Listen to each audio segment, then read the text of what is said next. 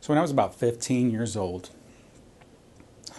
my dad worked in a frame shop, and the frame shop, he was a gilder. He gilded frames. He would put gold leaf on gessoed wood.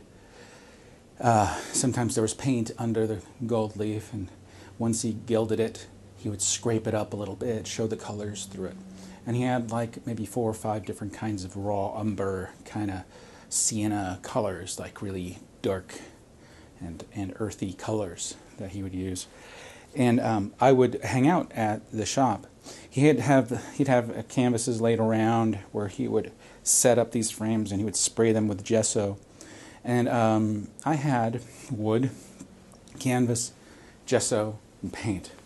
So I was surrounded by artwork because he was framing the artwork. So I taught myself how to stretch canvas and paint while I was there. And I did this a lot. I spent most of my childhood just drawing, just quietly drawing to myself. It was like my superpower. Very shy kid. I wasn't good at sports, but I was always the kid who could draw. It was my way of coping with things. And these canvases, and I made this one painting. It was based off of a Marlboro ad I saw in a magazine that was inside the office, of a cowboy riding his horse, and he had the lasso over his hand, and he's riding as fast as he can through the desert. And I converted the painting, and instead of making it a cowboy, I made it an Indian with his fist in the air, and he's riding the horse. Every year there was a fish fry in Orange County, Costa Mesa area.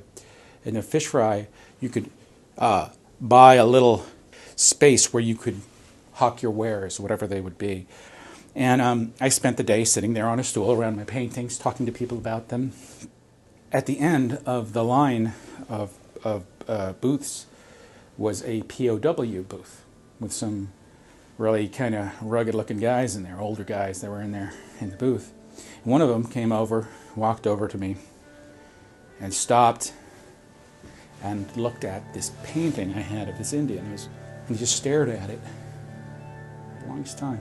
He looked at me, this skinny little kid. I was skinny at the time. And stared at me and then stared at the painting.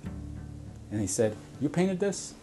And I said, "Yeah." And then he started telling me a story. He started telling me about when he had gone to Vietnam. He was a young man.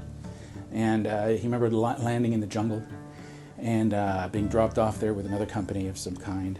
And my recollection of the story was that he was terrified, and that he met up with these men that had already been there for a while.